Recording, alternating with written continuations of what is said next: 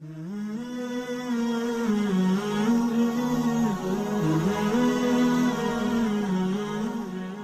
حکم دیا کہ جو لوگ اللہ کی راہ میں لڑتے ہیں انہیں حکم دیا موت سے مت ڈرو. الم تر الی الذین خرجوا من دیارہم وہم الوف.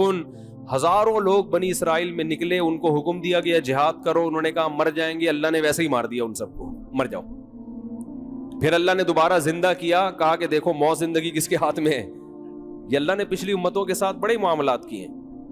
پھر اللہ نے بنی اسرائیل کے ایک پیغمبر کا واقعہ سنایا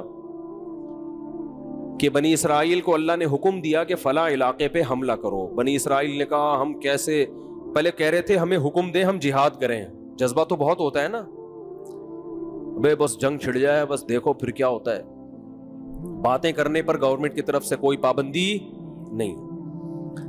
تو پیغمبر نے ان کو حکم دیا تم نالائق لوگ ہو, اللہ جہاد فرض کرے گا تم لوگ کرو گے نہیں. انہوں نے کہا کیوں نہیں کریں گے, دشمن قوم نے ہم سے ہمارے بچے چھین لیے, ہمیں قیدی بنا دیا, ہمیں ہمارے گھروں سے جلا وطن کر دیا, بس آپ اللہ کا حکم کا انتظار کریں اور حکم دیں ہم لڑیں گے.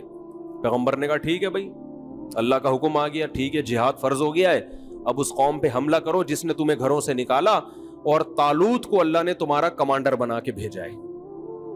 طالوت تمہاری قوم میں ایسے ہیں جو تمہاری کیا کریں گے, کمانڈ.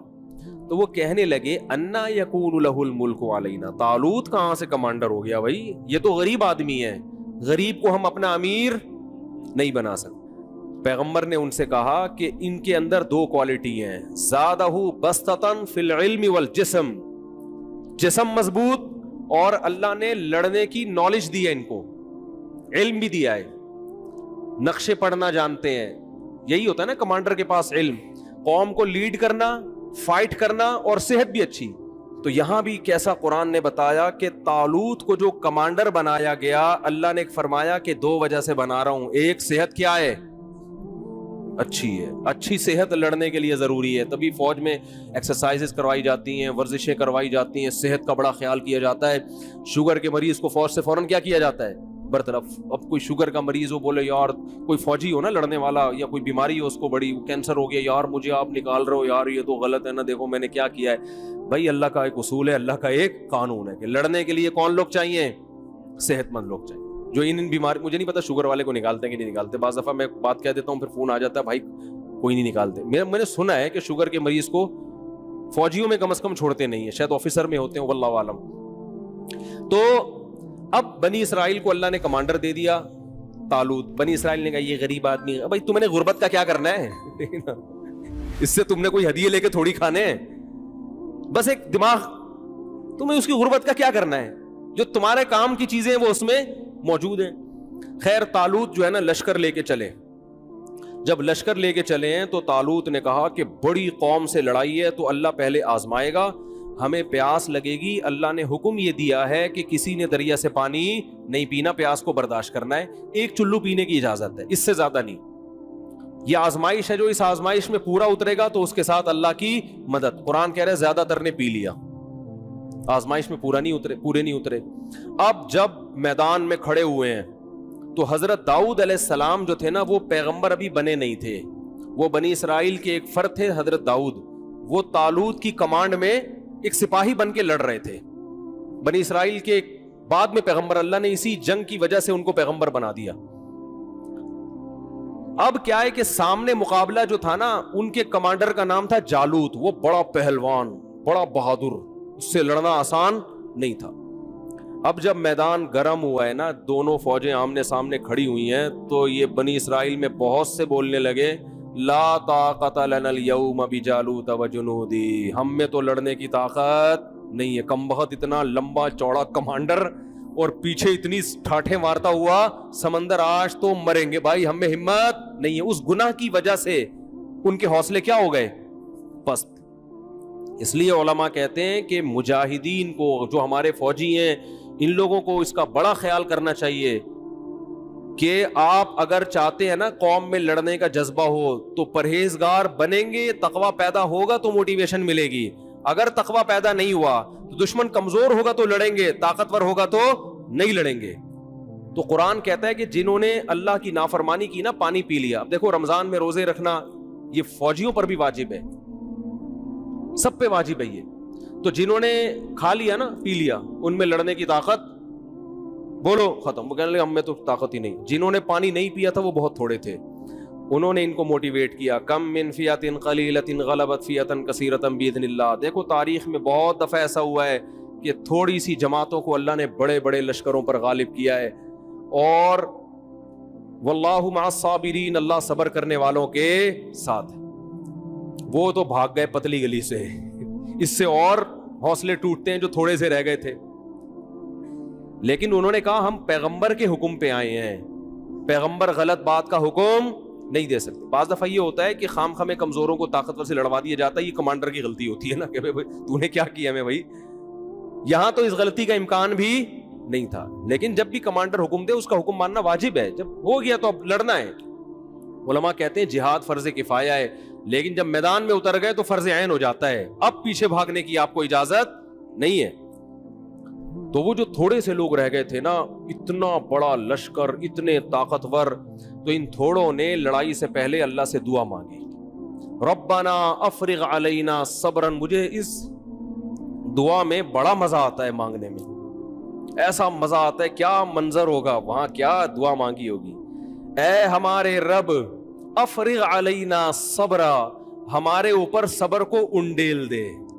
یہ نہیں کہا کہ اللہ ہمیں صبر کی توفیق دے, نا نا نا نا نا, صبر کی توفیق سے کام نہیں چلے گا. بہت طاقتور ہے, بڑا مشکل ہے لڑنا اس سے, توفیق نہیں چاہیے. بالٹیوں میں پانی بھر بھر کے جیسے انڈیلا جاتا ہے نا, اس کو افراغ کہتے ہیں. کوئی برتن پورا کسی پہ الٹ دو, خالی کر دو. اے اللہ صبر بالٹیوں میں بھر بھر کے لا اور ہمارے سر پہ بار بار انڈیل. اتنا صبر چاہیے ہم کو, اس کے بغیر ہم لڑ نہیں سکتے. اور ہمارے قدم پیچھے ہٹیں گے اس لڑائی میں. وثبت اقدامنا, ہمارے قدموں کو گاڑ دے زمین میں کہ پیچھے نہ مڑ سکیں, ہم بھاگے نہیں. کیا خوبصورت دعا ہے یار, یہ قرآن کی بلاغت ہے. افرغ علینا صبرا, اے اللہ صبر کو ہمارے اوپر کیا کر دے, انڈیل, پھینک ہمارے اوپر صبر آسمان سے.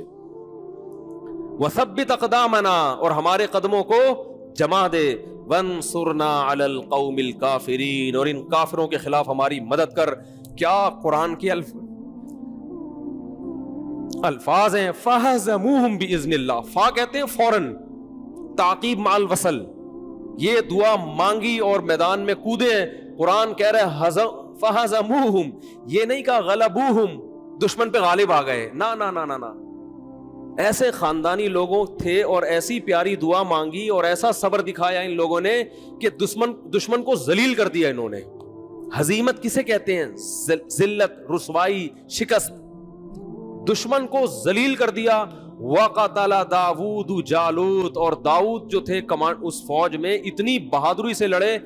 ایسے موقع پہ لڑنا بڑا مشکل ہے, چہ جائے کہ انسان بہادری سے لڑے. داؤد ایسی بہادری سے لڑے کہ جا کے نا جالوت کو جا کے قتل کیا انہوں نے. واڑے واہ, یہ کیسا اسلام ہے یار, آپ کو کیا سکھا رہے ہیں بھائی. پیغمبر کے ہاتھ سے کون قتل ہو رہا ہے. تبھی تو ہندوؤں کو یہ باتیں ہضم, تبھی تو کہتے ہیں قرآن سے جہاد کی آیتیں نکالو. یہ اس قوم سے لڑ رہے تھے جس قوم نے ظلم کر کے ان کو گھروں سے بولو نکالا تھا. اگر مسلمان کی فائر پن ہی نکال دو گے میرے بھائی, پھر تو کوئی بھی ہمیں کچا کھا کے کسی بھی ٹائم ختم کر دے گا. قرآن کہہ رہے داؤد نے وہ بہادری دکھائی ہے کہ اس جنگ میں جا کے مارا کس کو ہے, جس سے سب سے زیادہ ڈر رہے تھے اسی پہ جا کے وار کیا کہ اس کو ماروں گا میں. تو لڑائی میں کامیاب ہوئے. یہ جو داؤد لڑائی میں کامیاب ہوئے صرف تقوی کی بیس پہ نہیں, پہلے سے ٹریننگ تھی, تربیت تھی, ایکسرسائز تھی, ورزش تھی, تیر اندازی تھی, ساری چیزیں ہوتی ہیں. پھر میدان میں اتر کے انسان ایسے کارنامے کرتا ہے. اس میں تہجد بھی شامل تھی, اس میں دن کے روزے بھی تھے, اس میں اللہ کے سامنے رونا بھی تھا, اور اس میں اللہ کی عبادت اور شہادت کا جذبہ, اور سب سے بڑی بات ان سب کے ساتھ صحت بھی, ایکسرسائز بھی, ٹریننگ بھی. صرف تہجد, نماز, روزے سے انسان میدان میں لڑنے کے قابل بولو نہیں ہوتا. اس سے پتہ چلتا ہے ہمارے مذہب میں ورزش کی اور اپنی باڈی کو مینٹین رکھنے کی اور اپنے اندر یہ جو فنون ہے نا, یہ سیکھنے کی کتنی اہمیت ہے. حضرت داؤد علیہ السلام کب سے سیکھ رہے ہوں گے وہ. آج دونوں چیزوں کے ایک دوسرے سے کیا کر دیا ہے. کوئی مفتی जिम में जाए ना अगर और डंड पेल रहा हो, ठीक है लोगों के बहुत से पॉजिटिव कमेंट्स भी आते हैं, लेकिन बहुत से लोगों को ये मंजर बिल्कुल भी अच्छा नहीं लगता। यार इनको तो रोने धोने वाला होना चाहिए, इनको तो ये, मैं कहता हूं ये क्या मजहब का तस्वुर पेश कर दिया यार। उधर अल्लाह कह रहे हैं दाऊद ने क्या काम किया है, ऐसी ट्रेनिंग थी उनकी, ऐसा निशाना था, और मार्शल आर्ट आज सीखते हैं ना लोग, भाई ये तो हमारे मजहब का हिस्सा है भाई। आप क्या समझ रहे हो कि सिर्फ जाके जालूत के सामने खड़े हो गए होंगे और बोले वो हैंड्स अप करके ना, और फिर यूं करके उर्तुगल की तरह गर्दन उड़ा दी होगी यूं करके। उर्तुगल ने भी बड़े काम किए हैं भाई, वो भी तो सीखा हुआ था, तभी तो कमांडर बना था। कितनी देर तलवारें चली होंगी आपस में, कितनी देर पसीने बहे होंगे, कितनी देर एक दूसरे को पटखा होगा, उसके बाद जाके दाऊद अलैहिस्सलाम ने जालूत पे गलबा हासिल किया, उसको कत्ल किया। और अल्लाह कहते हैं दाऊद का ये काम मुझे इतना पसंद आया, इससे भाई हमारे फौजियों को चाहिए कि वर्जिश करते हुए नीयत क्या करें, अल्लाह को राजी करना। एक्सरसाइज करते हुए क्या नीयत करें, अल्लाह को राजी। फिर मैदान में जब बहादुरी के जौहर दिखाओगे तो आसमान पे जो रब है उसको आप पे रहम आएगा, वो आपको नवाजेगा। अल्लाह ने दाऊद अलैहिस्सलाम को इस बेस पे नबूवत दे दी, नबी बना दिया कि अब बनी इसराइल के नबी कौन है, ये है, और ऐसे खानदानी नबी बनाया। कुरान कह रहा है वक़तल दाऊद जालूत, दाऊद ने जालूत को कत्ल किया। व आताहुल्लाहुल मुल्का, सबसे पहला अल्लाह ने इनाम ये दिया कि आज से बादशाहत किसके हाथ में, दाऊद के। बनी इसराइल के बादशाह कौन बनेंगे अब, दाऊद अलैहिस्सलाम। ये बादशाहत भी नेमत है अल्लाह की, कमांडर बना दिया, रैंक बढ़ गया उनका। बाज लोग तवाज़ो से मरे जा रहे हैं। एक साहब को मैंने कहा आप तरक्की क्यों नहीं करते, फौज में है वो, कह रहे मैं चाहता ही नहीं ऑफिसर बनूं, क्या क्या कर रहे हैं यार बन बना के, ठीक है ना छोड़ो बस, दुनिया मुसाफिर खाना है। ओ भाई मुसाफिर खाना है तभी तो कुछ करके जाओ ना, तो वरना अल्लाह तो निकाल देगा, चल भाई जा तो कुछ करके जाओ। यही सियासत अगर पेट भरने के लिए है तो अल्लाह को पसंद नहीं है, यही कौम की खिदमत के लिए है तो अल्लाह को बहुत पसंद है ये। तो अल्लाह फरमाते आताहुल्लाहुल मुल्का वल हिकमता, अल्लाह ने दाऊद को हिकमत भी दी, बसीरत, कुव्वत फैसला, ये सब चीजों का हिकमत इन सब चीजों को कहते हैं। वअल्लमहु मिम्मा यशा, यहां हिकमत का माना नबूवत भी है, नबूवत अता कर दी।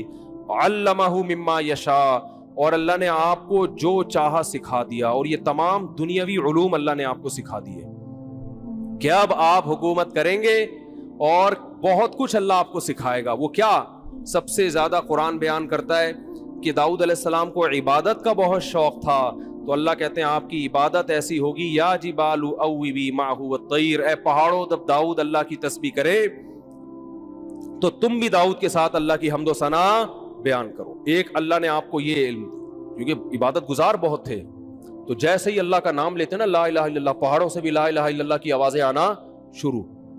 आवाज इतनी खूबसूरत, क्योंकि अब अल्लाह ने कमांडर बनाया, तो कमांडर कौम को मोटिवेट करता है कि नहीं करता। तो अल्लाह ने कहा कि जो मोटिवेशन है ना, जो भी वाइज होते हैं उनकी आवाज अगर अच्छी हो और बलागत हो, बोलना जानते हो, तो वो वाइज बड़ा कामयाब होता है। बाज दफा जो तकरीर करने वाले लोग हैं उनको बोलना तो बहुत अच्छा आता है, अपना मैसेज डिलीवर करना बहुत अच्छा आता है, आवाज अच्छी नहीं होती, उनको सुनने में भी मजा नहीं आता। बाज दफा आवाज बड़ी खूबसूरत होती है, लेकिन अल्फाज की जो सिलेक्शन है वो अच्छी नहीं होती, इसको कहते हैं बलागत नहीं है। तो अल्लाह कहते हैं हमने दाऊद अलैहिस्सलाम को फस्लल खिताब, जब तकरीर करते ना ऐसी क्लैरिफिकेशन करते कि दूध का दूध और पानी का पानी कर देते, हक को बातिल से ऐसे जुदा कर देते। क्या नारे लगते होंगे उनकी तकरीर में भाई, और आवाज इतनी खूबसूरत। वत्तैरा महशूरतन, कि जब तिलावत करते थे जबूर की, परिंदे आवाज सुन के आपके गिर्द जमा हो जाया करते। ये तो अल्लाह ने आपको तकरीर की सलाहियत, आवाज की खूबसूरती, और अल्लाह ने आपको जो इबादत दी, और असल तो जालूत को कत्ल करने की वजह से कमांडर बने, तो अल्लाह ने कहा कि आप अब लोहे की जिरहें बनाएंगे और लोहा मैं आपके हाथ में क्या कर दूंगा, नरम। कद्दिर फिस्सर्द, ये जो जंगी लिबास है ना लोहे की जिरा, इसके बानी हजरत दाऊद अलैहिस्सलाम है। کیونکہ تلوار کے زخم بہرحال لگتے تھے. داؤد علیہ السلام نے لوہے کو پگھلا کے نا اس کی زرہیں بنانا, یہ ٹیکنالوجی دیکھو پیغمبر کو اللہ سکھا رہے ہیں, لوہے کی زرہیں بنانا, جنگی ٹوپیاں بنانا اور وہ اللہ نے آسان کر دی, معجزہ دیا آپ کے ہاتھ میں. وہ ایسے جہاں جس طرح سے لوہے کو حکم دیتے نا وہ ڈھل جاتا. پھر اللہ نے داؤد علیہ السلام سے کہا کہ اے داؤد اعملوا آل داؤد شکرا, اے داؤد میں نے تجھ پر اتنے انعامات کیے, تجھے کمانڈر بنا دیا, تجھے ایک بیٹا دیا سلیمان جو تیرے بعد جانشین ہوگا, ولی عہد ہوگا, اور اس کو اس سے بھی زیادہ معجزے دوں گا. اتنے میں نے تجھ پر احسان کیے ہیں. اعملوا آل داؤد شکرا, اے داؤد اور اے داؤد کے خاندان والو شکر ادا کرنا. قلیل من عبادی الشکور, شکر گزار بندے میرے بہت تھوڑے ہوتے ہیں. نعمتیں بہت سو کو ملتی ہیں لیکن نعمتیں حاصل کر کے اترانے والوں کی تعداد زیادہ ہے, شکر کرنے والے مارکیٹ میں شارٹ ہے. لیکن داؤد علیہ السلام کو تو قرآن نے گواہی دی کہ وہ شکر گزار بنے. اس میں اللہ نے بتا دیا کہ میں بہت سو کو بڑی بڑی نعمتیں دیتا ہوں لیکن وہ نعمتیں ملنے کے بعد اپنی اوقات بھول جاتے. تو یہ بڑا دلچسپ واقعہ اللہ نے بیان کیا ہے کہ اسی بیس پہ داؤد علیہ السلام کو حکومت ملی. اب وقت بہت زیادہ ہو گیا ہے, پورے رمضان ہم آپ کے ساتھ ہیں, بھاگے تو جان ہی رہے. انشاءاللہ پھر کل آگے آل عمران میں کیا کچھ ہے وہ بیان کریں گے. اللہ سمجھنے کی عمل کی توفیق عطا فرمائے.